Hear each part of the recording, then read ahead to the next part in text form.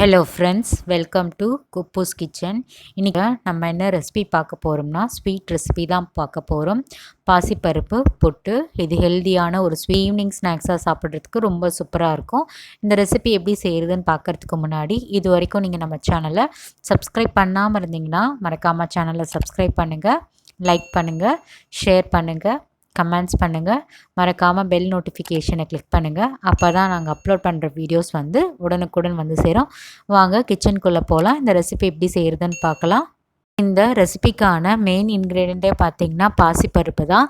1 cup அளவு வந்து பாசிப்பருப்பை எடுத்திருக்கேன். அதை நல்லா வாஷ் பண்ணி எடுக்கணும். 2லிருந்து 3 முறை இந்த பாசிப்பருப்பை வந்து நல்லா வாஷ் பண்ணி எடுக்கணும். இதில் இருக்க அழுக்கு எல்லாமே கம்ப்ளீட்டாக போகணும். ஸோ இந்த மாதிரி கையை போட்டு நல்லா வந்து வாஷ் பண்ணி எடுங்க. இப்போ இதை நல்லா வாஷ் பண்ணி கொண்டு வந்தாச்சு. இப்போ இந்த பருப்பு நல்லா ஊறணுன்றதுக்காக 1/2 லிட்டர் அளவு வந்து தண்ணியை சேர்த்துக்கிட்டேன். மேக்ஸிமம் டைம் பார்த்திங்கன்னா 2 ஹவர்ஸ் அளவு வந்து நல்லா ஊறி வரணும் பருப்பு பார்த்திங்கன்னா. இப்போ பருப்பு 2 மணி நேரம் கழித்து எடுத்து பார்க்கலாம். நல்லா ஊறி வந்திருக்கு. இப்போ பார்க்க சொல்லி தெரியுது நல்லா பருப்பு வந்து ஊறி வந்துருச்சு. இப்போ இதை மிக்சர் ஜாரில் வந்து தண்ணி இல்லாமல் வடிகட்டி சேர்த்துக்கணும். இந்த மாதிரி ஒரு ஃபில்டரை வச்சு கொஞ்சம் கூட தண்ணி இருக்கக்கூடாது. தண்ணியெல்லாம் கம்ப்ளீட்டாக வடித்து மிக்சர் ஜாரில் வந்து சேர்த்துக்கலாம் பருப்பு எல்லாத்தையும். பாசிப்பருப்பை பார்த்திங்கன்னா நல்லா மைய அரைச்சி கொண்டு வந்துடலாம். இப்போ அரைச்சது வந்து பார்த்திங்கன்னா இட்லி பாத்திரத்தில் வந்து இந்த மாதிரி ஒயிட் கிளாத் வந்து ஸ்ப்ரெட் பண்ணிவிட்டு நம்ம அரைச்ச பாசிப்பருப்பை விழுத வந்து இந்த இட்லி தட்டில் வந்து சேர்த்துக்கலாம். இது நல்லா ஸ்டீம் பண்ணி எடுக்க போகிறோம். இட்லி பாத்திரத்தில் தேவையான அளவு வந்து தண்ணியை சேர்த்துட்டு நல்லா வந்து காய வச்சிடலாம். அந்த கேப்பில் நம்ம வந்து இட்லி தட்டில் வந்து நம்ம அரைச்சி வச்சுருந்த பாசிப்பருப்பை வந்து சேர்த்துட்டு குறைஞ்சது 15 நிமிஷம் இந்த பாசிப்பருப்பை வந்து வேக வச்சு எடுக்க போகிறோம். இப்போ வந்து இட்லி தட்டை வந்து இட்லி பாத்திரத்தில் வச்சாச்சு. இப்போ லிட்டை போட்டு க்ளோஸ் பண்ணி வேக வச்சு எடுத்துக்கலாம். இப்போ நம்ம வந்து வெந்துருச்சான்னு மட்டும் செக் பண்ணி பார்ப்போம். 15 மினிட்ஸ் ஆகிடுச்சு. நான் ஃபோர்க்கை வச்சு குத்தி பார்க்க போகிறேன். இதில் ஒட்டாமல் வந்திருந்ததுன்னா நமக்கு நல்லா வெந்து வந்துருச்சுன்னு அர்த்தம். இப்போ ஒட்டாமல் வந்துருச்சு. இதை எடுத்து தனியாக ஓரம் வச்சிடலாம்.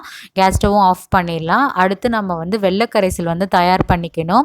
ஒரு பாத்திரத்தில் வந்து எந்த கப்பில் எடுத்தோமோ 3/4 கப் அளவு வந்து வெல்லம் எடுத்துக்கிட்டேன். 1/4 கப் அளவு வந்து தண்ணியை சேர்த்துட்டு இதை நல்லா வந்து கரைச்சி எடுத்துக்கணும். பாகுபதம் வரணும்னு அவசியப்படாது. இது நல்லா வந்து கரைஞ்சி வந்தால் மட்டும் போதும். ஸோ இந்த மாதிரி நீங்கள் இடைவிடாமல் வந்து கலந்து விடுங்க.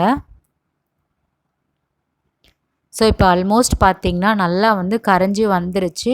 இன்னும் ஒரு 10% இருக்குது. ஸோ இந்த மாதிரி கலந்து விட்டுக்கலாம். இப்போ பார்க்க சொல்லி தெரியுது கொஞ்சம் திக்கான கன்சிஸ்டன்சி ஆகிடுச்சு. இது கரெக்டான ஸ்டேஜ். இப்போ கேஸ் ஸ்டவ் ஆஃப் பண்ணிவிட்டு இப்போ வடிகட்டி எடுத்துடலாம் வெள்ளை கரைசலை. ஏன் வடிகட்டுறோன்னா வெள்ளத்தில் வந்து தூசி எல்லாம் இருக்கும், கல் எல்லாம். அதை ரிமூவ் பண்ணுறதுக்காக தான் வடிகட்டி நம்ம வந்து சேர்த்துக்கிறோம்.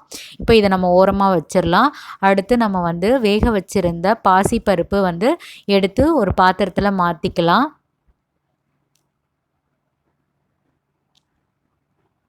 இது நல்லா ஆறின பிறகு எடுத்து ஒரு பாத்திரத்தில் மாற்றுங்க. சூடாக இருக்க சொல்லி மாற்றிட வேண்டாம்.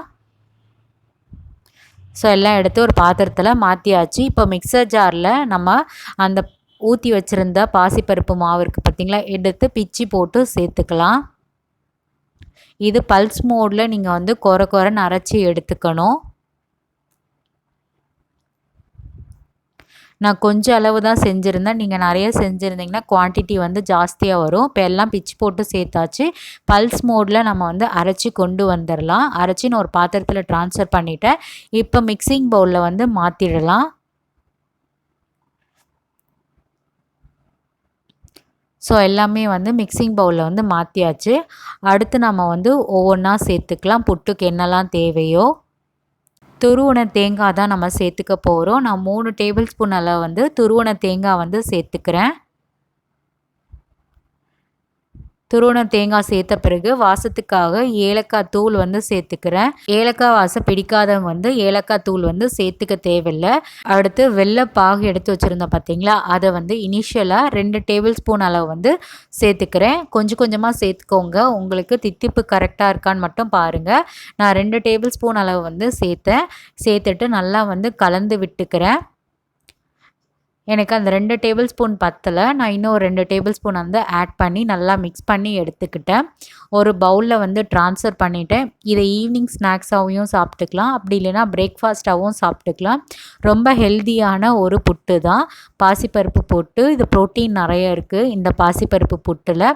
வாரத்தில் 2 முறை இல்லைனா ஒரு முறையாச்சும் எடுத்துக்கோங்க. இது ஒரு டிஃப்ரெண்ட்டான ஒரு ரெசிபி தான். கண்டிப்பாக வீட்டில் ஒரு முறை நீங்கள் செஞ்சு பாருங்கள். செஞ்சு பார்த்துட்டு எப்படி இருக்குன்றதை எங்களுக்கு மறக்காமல் கமெண்ட்ஸில் தெரியப்படுத்துங்க. இந்த ரெசிபி உங்களுக்கு பிடிச்சிருந்தால் மறக்காமல் சேனலில் சப்ஸ்கிரைப் பண்ணிவிட்டு சப்போர்ட் பண்ணுங்கள். அதே போல் உங்களோட ஃப்ரெண்ட்ஸ் அண்ட் ஃபேமிலிக்கும் இந்த வீடியோ ஷேர் பண்ணுங்கள். இதே போல் வேறு ஒரு டிஃப்ரெண்ட்டான ரெசிபி வீடியோவில் நம்ம சந்திக்கலாம். பாய்.